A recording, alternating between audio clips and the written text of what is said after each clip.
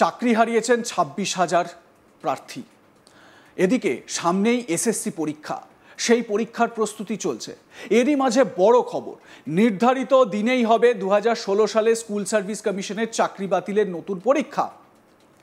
কোনো দিনক্ষণ পরিবর্তন করা হবে না, পাশাপাশি কোনো অযোগ্য প্রার্থী যেন পরীক্ষায় না বসতে পারে তা সুনিশ্চিত করতে হবে স্কুল সার্ভিস কমিশনকেই। শীর্ষ আদালত নির্দেশে একথা স্পষ্ট করেছে। দুই বিচারপতি সঞ্জয় কুমার ও বিচারপতি সতীশ চন্দ্র শর্মার বেঞ্চে পরীক্ষার দিনক্ষণ পিছিয়ে দেওয়ার আর্জি জানিয়ে দায়ের হয়েছিল মামলা। সেই মামলার শুনানিতে শীর্ষ আদালত জানিয়েছে স্কুল সার্ভিস কমিশন 7 ও 14 সেপ্টেম্বর যে পরীক্ষার দিন নির্ধারণ করেছে সেই দিনই পরীক্ষা হবে। পাশাপাশি শীর্ষ আদালতের দুই বিচারপতির প্রশ্নের উত্তরে এদিন স্কুল সার্ভিস কমিশন জানিয়েছে 2016 সালের চাকরি বাতিলের তালিকায় প্রায় 1900 মতো টেন্টেড বা দাগি প্রার্থী রয়েছে। আরও একবার আপনাদের জানাই, স্কুল সার্ভিস কমিশন জানিয়েছে 2016 সালের চাকরি বাতিলের তালিকায় প্রায় 1900 মতো টেন্টেড বা দাগি প্রার্থী রয়েছে। যোগ্য কর্মরত শিক্ষকদের পক্ষে আন্দোলনকারী শিক্ষক চিন্ময় মণ্ডল একাধিক আর্জি জানিয়ে শীর্ষ আদালতে মামলা দায়ের করেছিলেন। তার মধ্যে ছিল পরীক্ষার দিনক্ষণ পিছিয়ে দেওয়া হোক। সুপ্রিম কোর্টের নির্দেশের পর চিন্ময় মণ্ডল আশঙ্কা প্রকাশ করেছেন যে স্কুল সার্ভিস কমিশন সময়ের মধ্যে সব কিভাবে করবে তা তাঁর জানা নেই, কারণ 3 তারিখ থেকে পরীক্ষার অ্যাডমিট কার্ড দেওয়ার কথা। এবারে এখানে প্রশ্ন হচ্ছে যে সুপ্রিম কোর্ট যে নির্দেশগুলো দিয়েছে সেইগুলো খুব গুরুত্বপূর্ণ, কারণ রাজ্য সরকারকে কার্যত সুপ্রিম কোর্টের ভৎসনার মুখে পড়তে হয়েছে। সুপ্রিম কোর্ট এটা স্পষ্ট করেছে যে দাগিদের বা চিহ্নিত যে সমস্ত অযোগ্য প্রার্থী যারা চাকরি পেয়েছেন তাদেরকে বাদ দিতে হবে এই পরীক্ষা থেকে, এবং যদি একজনও এরকম দাগি প্রার্থী চাকরি পরীক্ষায় বসেন তাহলে কিন্তু পরবর্তী সময়ে সিবিআই তদন্তের একটা সম্ভাবনাও থাকছে। সুপ্রিম কোর্টের নির্দেশে এটা অন্তত স্পষ্ট। অন্যদিকে রাজ্য সরকার আদালতে যে অ্যাপিল করেছিল সেই অ্যাপিলের মূল ধারাটা যদি আমরা দেখি বা মূল বিষয়টা যদি আমরা দেখি, সেটাই ছিল যে এই দাগি বা টেন্টেড যারা রয়েছে তাদেরকে কিভাবে পরীক্ষায় বসানোর সুযোগ করে দেওয়া যায়। এ বিষয়ে আমার সহকর্মী মানস নস্কর তার প্রতিবেদনে কি বলছেন শোনাবো। কোনোভাবেই পেছানো হবে না স্কুল সার্ভিস কমিশনের পরীক্ষা। 2016 সালে চাকরি বাতিলের পর সুপ্রিম কোর্ট নতুন করে যে পরীক্ষা নেওয়ার নির্দেশ দিয়েছিল, স্কুল সার্ভিস কমিশন আগামী 7 এবং 14 সেপ্টেম্বর সেই পরীক্ষার দিনক্ষণ ঘোষণা করেছে। সেই পরীক্ষার দিনক্ষণ পিছিয়ে দেওয়ার পাশাপাশি আরো একাধিক দাবিতে দায়ের হয়েছিল শীর্ষ আদালতে একটি মামলা। যোগ্য চাকরি প্রার্থীদের পক্ষে চিন্ময় মণ্ডল, যোগ্য চাকরি প্রার্থী, যোগ্য কর্মরত শিক্ষক, তিনি মামলা দায়ের করেছিলেন শীর্ষ আদালতের কাছে একাধিক দাবি নিয়ে। কিন্তু শীর্ষ আদালতের দুই বিচারপতি সঞ্জয় কুমার ও বিচারপতি সতীশ চন্দ্র শর্মার বেঞ্চ পরিষ্কার জানিয়েছে 7 তারিখেই 7ই সেপ্টেম্বরই পরীক্ষা হবে। এবার 7 এবং 14 সেপ্টেম্বর কোনো দিনক্ষণ পরিবর্তন করা হবে না। তবে স্কুল সার্ভিস কমিশনকে ফের একবার শীর্ষ আদালতের হুঁশিয়ারি, কোনো অযোগ্য বা টেন্টেড যে প্রার্থী রয়েছে তাদের কোনো একজনও যেন এই পরীক্ষায় অংশগ্রহণ করতে না পারে তা সুনিশ্চিত করতে হবে স্কুল সার্ভিস কমিশনকে। স্কুল সার্ভিস কমিশনের পক্ষে আইনজীবী কল্যাণ বন্দ্যোপাধ্যায় আজকে আদালতের প্রশ্নের উত্তরে জানান তাদের হিসেব অনুযায়ী প্রায় 1900-র মতো টেন্টেড বা দাগি বা অযোগ্য প্রার্থী রয়েছে তাদের হিসেব অনুযায়ী। আমরা জানি যে গতকালকেই শীর্ষ আদালত এক নির্দেশে জানিয়েছিল 7 দিনের মধ্যে সেই তালিকা বা প্রকাশ করতে হবে স্কুল সার্ভিস কমিশনকে। কারা টেন্টেড তাদের তালিকা স্কুল সার্ভিস কমিশনের ওয়েবসাইটে প্রকাশ করতে হবে।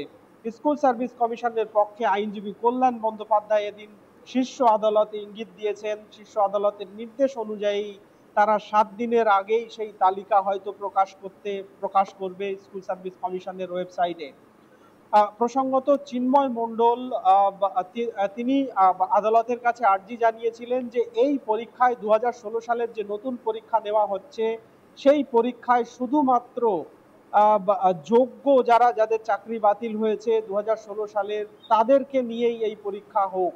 কেন এই পরীক্ষায় ফ্রেশার বা যারা নতুন তাদেরকে কেন সুযোগ দেওয়া হচ্ছে? ফলে 2016 সালের যারা যোগ্য প্রার্থী রয়েছে কর্মরত, তাদের কোথাও সুযোগ, তারা প্রকৃত সুযোগ থেকে বঞ্চিত হতে পারে, তাদের এমনিতেই মাথার উপরে চাকরি বাতিলের খাড়া ঝুলছে।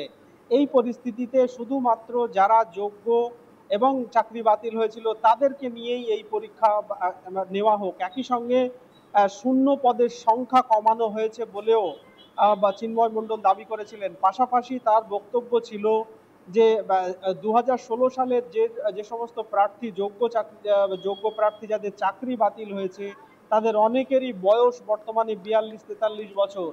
তারা শীর্ষ আদালতের নির্দেশ অনুযায়ী 11-12 আবেদন করতে পারলেও 9-10 এর ক্ষেত্রে আবেদন করতে পারছে না। এক্ষেত্রে শীর্ষ আদালত নির্দেশ দিয়েছে দুটো ক্ষেত্রেই 9-10 এবং 11-12 সব বিভাগেই তারা আবেদন করতে পারবে। নির্দেশ দেওয়া হয়েছে 2 তারিখ পর্যন্ত, 2রা সেপ্টেম্বর পর্যন্ত তাদের আবেদন গ্রহণ করতে হবে স্কুল সার্ভিস কমিশনকে। এই নিয়ে চিন্ময় মণ্ডল, তার সাথে আমরা কথা বলেছিলাম, তিনি রীতিমতো আশঙ্কা প্রকাশ করেছেন যে স্কুল সার্ভিস কমিশন 3 তারিখ থেকে অ্যাডমিট কার্ড, যে পরীক্ষা হবে সেই পরীক্ষার অ্যাডমিট কার্ড ইস্যু করবে বলে জানিয়েছে। কি করে এত তড়িঘড়ি স্কুল সার্ভিস কমিশন সবটা সম্পন্ন করবে তা নিয়ে তারা সন্দিহান।